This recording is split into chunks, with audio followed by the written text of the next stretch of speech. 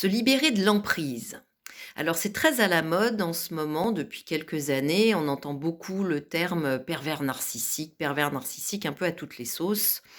J'écoutais une vidéo cet après-midi d'Aldostérone, je crois, je crois que c'est lui, il expliquait que, tous les hommes, divorcés, deviennent des pervers narcissiques pour leur ex-femme. Non, c'est vrai, il a pas complètement tort, j'avoue.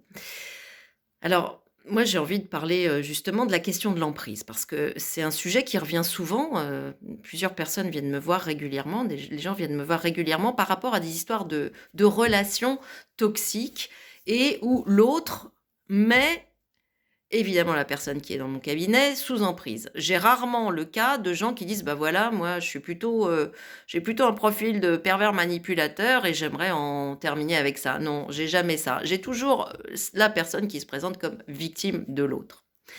Alors en général, je recadre très, très vite les choses parce que j'ai une vision radicalement différente des situations.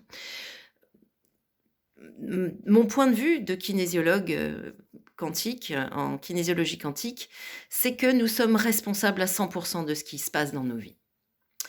Que si je suis sous emprise, c'est parce qu'une part de moi a besoin de comprendre pourquoi elle accepte d'être sous emprise. Pourquoi elle refuse, autrement dit, d'être libre, d'utiliser son libre arbitre, ses pleins pouvoirs, son plein potentiel. L'autre n'est qu'un miroir, ça c'est un truc qu'on entend tout le temps, hein, dans nos boulots, hein, l'autre n'est qu'un miroir. Alors à un moment donné, je vais mettre l'autre sous cette étiquette de manipulateur. Je suis sous l'emprise de l'autre. Mais n'est manipulable que n'est manipulé. Non, pardon, c'est l'inverse, c'est n'est manipulé que n'est manipulable. Voilà, c'est ce que j'ai appris quand je me formais, en kinésio il y a une dizaine, douzaine d'années.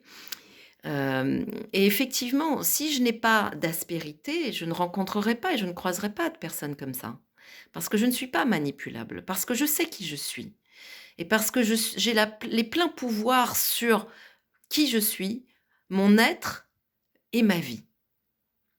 Donc, si un jour je me retrouve sous emprise, c'est qu'il y a une part de moi qu'il faut que je regarde en face et que je guérisse.